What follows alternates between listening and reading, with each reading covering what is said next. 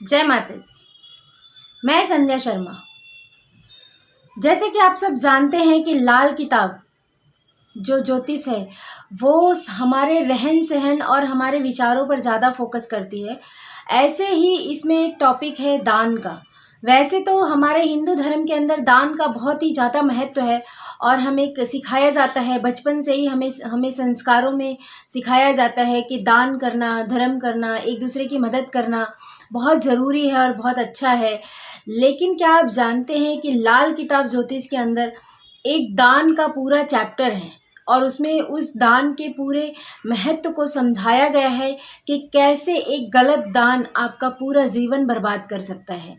हालांकि दान जैसा चैप्टर बहुत बड़ा है जिसको कि कुंडली देखकर ही पर्सन टू पर्सन वेरीफाई होता है कि किस पर्सन को कौन सा दान करना चाहिए।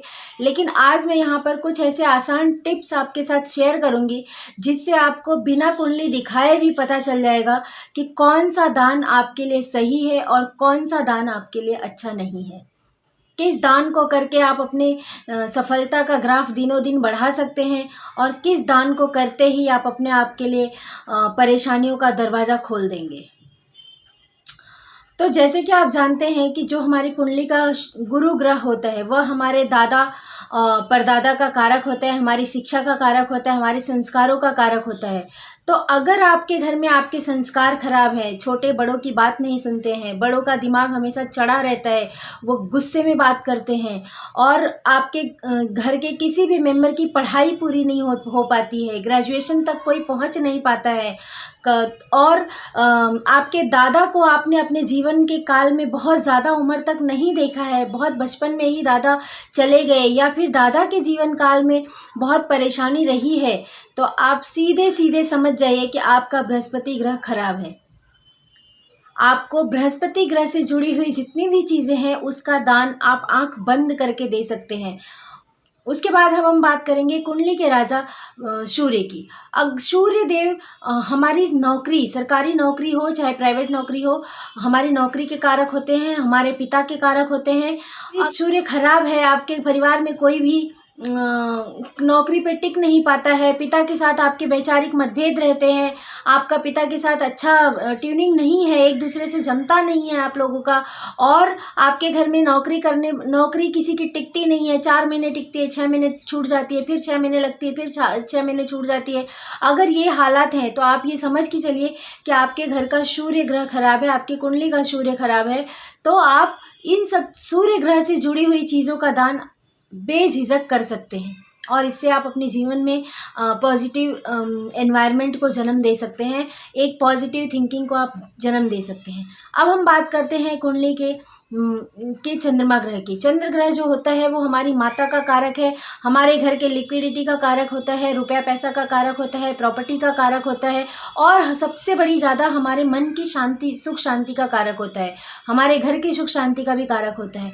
तो अगर आपके घर में सुख शांति नहीं है, आपके मन की सुख शांति खराब रहती है, उसके साथ आपकी माता बहुत ज़्यादा बीमार रहती हैं, आपके घर में सीलन रहती है और आपका पैसा प्रॉपर्टी बन नहीं पाता है या प्रॉपर्टी है तो कहीं विवादों में है, कहीं फंस गई है तो आपको उसका भी सुख नहीं है, तो आप ये समझ जाइए कि आपकी कुंडली का चंद्रमा खराब है, चंद्र ग्रह खराब है और आप इनसे जुड़ी हुई चीज़ों का जैसे जैसे दान करते जाएंगे वैसे वैसे कुंडली का चंद्रमा आपको अच्छा होता जाएगा और आपको अच्छा रिजल्ट देता चला जाएगा। लेकिन चंद्रमा में एक और भी प्रॉब्लम है कि अगर चंद्रमा 6ठे और 8वें घर में बैठा हुआ है तब आप उसका दान बिल्कुल नहीं कर सकते हैं। इसलिए जब भी कभी आप दूध या चावल या चांदी का और पानी का दान करें तो आप ये ज़रूर देखें कि आपके कुंडली के अंदर चंद्रमा की पोजीशन क्या है, वरना एक चावल का दान भी आपको बर्बाद करने के लिए काफ़ी है। अब मैं बात करती हूँ मंगल की। मंगल हमारे शरीर में खून का कारक होता है, हमारे भाई का कारक होता है, हमारे यार दोस्तों का कारक होता है और हमारे गुस्से का भी कारक होता है, हमारी सहनशीलता का भी कारक होता है। तो अगर आपकी कुंडली का मंगल ग्रह खराब है, आपको इन सब चीज़ों से, आपको खून की बीमारियां हैं, आपको डायबिटीज़ है, ब्लड प्रेशर है, आपका भाइयों से नहीं बनता है, आप यार दोस्त नहीं बना पाते हैं, दोस्तों के साथ हमेशा मनमुटाव रहता है, तो आप ये मान के चलिए कि आपका मंगल ग्रह बहुत ही ज़्यादा पीड़ित अवस्था में है या किसी भी तरीके से खराब है। तो आप मंगल से जुड़ी हुई चीज़ों का दान करना शुरू करेंगे तो मंगल ग्रह पॉजिटिव रिजल्ट देना शुरू कर देंगे और आपके जीवन में एक अच्छा बदलाव आएगा। इसके बाद अब हम बात करते हैं बुध की। बुध हमारे घर की बिजनेस का कारक होता है, हमारी बुद्धि का कारक होता है। उसके साथ ही वो हमारे घर में हमारी बहन, बुआ, बेटी का कारक होता है और हमारे दांतों और नसों का भी कारक होता है। तो अगर आपके शरीर में आपके दांत खराब हैं, आपकी नसें खराब हैं, आपकी बहन, बुआ, बेटी को बहुत ज़्यादा तकलीफ़ें हैं और आप कभी भी कितना भी सोचें लेकिन कोई भी बिजनेस अगर आप अपनी ज़िंदगी में नहीं कर पाते हैं, तो आप ये समझ जाइए कि आपका बुध ग्रह खराब है। तो आप बुध से जुड़ी हुई चीज़ों का दान करेंगे तो बुध ग्रह काफ़ी अच्छी मात्रा में आपको सपोर्ट करेंगे और आपको एक पॉजिटिव रिजल्ट देना शुरू कर देंगे। और अब मैं बात करती हूँ शुक्र की। शुक्र हमारे जीवन में हमारे जीवन साथी का कारक होता है, हमारे लग्जरी का कारक होता है और हमारे सुख सुविधा का कारक होता है।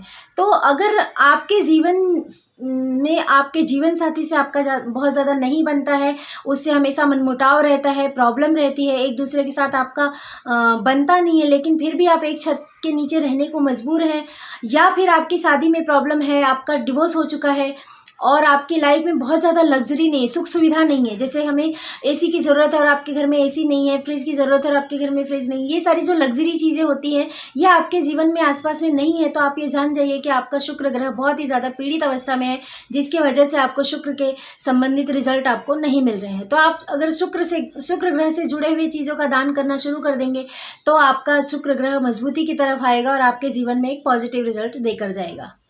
अब मैं बात करती हूँ शनि की। शनि ग्रह होते हैं हमारे चाचा, ताऊ और चाची के कारक होते हैं और ये हमारी चालाकी के भी कारक होते हैं। हमारी बुद्धि की तेज़ी के अंदर जो हम चालाकी से अपना काम निकाल कर ले जाते हैं और हमारी मीठी जुबान के भी कारक होते हैं। यानी हम कुछ नहीं करते हैं फिर भी मीठा बोल कर भी अपना काम कर लेते हैं, तो भी ये शनिदेव हमारे बहुत अच्छे होते हैं। लेकिन अगर आपके साथ ये सारी चीज़ें नहीं हैं, आपका चाचा ताऊ के साथ नहीं बनता है, उनका आपके साथ वैचारिक मतभेद है और आपकी ज़ुबान में बहुत ज़्यादा घमंड या कड़वापन है, तो आप ये समझ के चलिए कि आपका शनि खराब है। शनिदेव सुखों के देवता भी कहे गए हैं। तो अगर आपके जीवन में सुख नहीं है, आपने अब तक अपने कमाए हुए पैसे से प्रॉपर्टी नहीं बनाई है, अगर आपकी उम्र 40-50 साल हो गई है और आपने अपने जीवन में अभी तक प्रॉपर्टी नहीं बनाई है अपने कमाए हुए पैसे से, तो आप ये मान के चलिए कि आपके शनि ग्रह खराब हैं और इनके बहुत अच्छे रिजल्ट आपके जीवन में नहीं मिलने वाले हैं।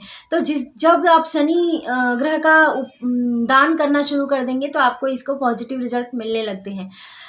इसके बाद मैं बात करती हूँ राहु की। राहु देव हमारी बुद्धि की तेजी, हर काम को एकदम तेजी से कर जाना, हर चीज़ का तुरंत जवाब देना, जो तेजीपना होता है वो राहु के कारक है, प्लस हमारी ससुराल के कारक भी हैं। अगर आपका अपने ससुराल के लोगों के साथ नहीं बन रहा है, बुद्धि आपकी काम नहीं कर रही है, तेजी आपके अंदर नहीं है कि तुरंत जवाब, हाजिर जवाबी जिसको कहते हैं, वो आपको नहीं आता है, इसका मतलब आपके राहु देव खराब है। तो राहु देव से जुड़ी हुई चीज़ों की आप दान बेझिझक कर सकते हैं और अपनी ज़िंदगी में बदलाव को आमंत्रित कर सकते हैं। इसके बाद होते हैं केतु। केतु हमारी पॉजिटिव सोच का कारक है, हमारे बेटे का कारक होता है, भांजे और धोते का भी कारक होता है। तो अगर आपका अपने जीवन में पुत्र नहीं है या पुत्र के साथ आपका मन मुटाव है, साथ ही भांजे और धोते के साथ भी आपका नहीं बनता है, या भांजे और धोता आपकी ज़िंदगी में है ही नहीं, या बेटा होने के बाद आपके घर के हालात बहुत ज़्यादा ख़राब हो गए हैं और आपकी सोच बहुत ज़्यादा पॉजिटिव नहीं है, आप हर इंसान के बारे में नेगेटिव ही सोचते हैं, तो आप ये समझ जाइए, आप ये मान के चलिए कि आपके कुंडली का केतु ग्रह बहुत ही ज़्यादा खराब है। तो आप केतु ग्रह से जुड़ी हुई चीज़ों का दान करना शुरू करेंगे तो आपको इन सब प्रॉब्लम से छुटकारा मिल जाएगा। तो अब आपने जान लिया होगा कि ग्रहों की खराबी को आप कैसे पकड़ सकते हैं। जिस ग्रह से जुड़ी हुई चीज़ों का सुख आपकी ज़िंदगी में नहीं है, आप ये समझ जाइए कि आपका वो ग्रह खराब है और आप उस ग्रह से जुड़ी हुई चीज़ों का दान कर सकते हैं। लेकिन दान करने का एक और सिद्धांत है जो मैं आपको बताना चाहती हूँ कि कभी भी अपने परिवार में अपने लोगों को, अपने घर परिवार के सदस्यों को और अपने घर में काम करने वाले कर्मचारियों को कोई भी चीज़ देना दान की कैटेगरी में नहीं आता है। तो अगर आप किसी सही चीज़ का भी दान, अपने अच्छे ग्रहों की चीज़ों का भी दान अगर इन फैमिली मेम्बर या अपने कर्मचारियों को कर देते हैं तो भी आपको घबराने या डरने की ज़रूरत नहीं होती है, क्योंकि ये दान में नहीं माना जाता है। हमेशा बाहर के लोगों को, जिनको हम जानते नहीं हैं, जिनसे हमारा कोई संबंध नहीं है, उन्हीं को दी हुई चीज़ों को दान कहा जाता है।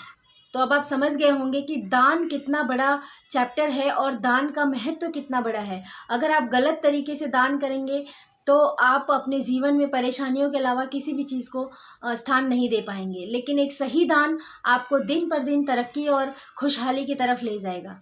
तो आज के लिए बस इतना ही। माता रानी आप सबको सुखी रखें, स्वस्थ रखें, मस्त रखें। जय माता जी।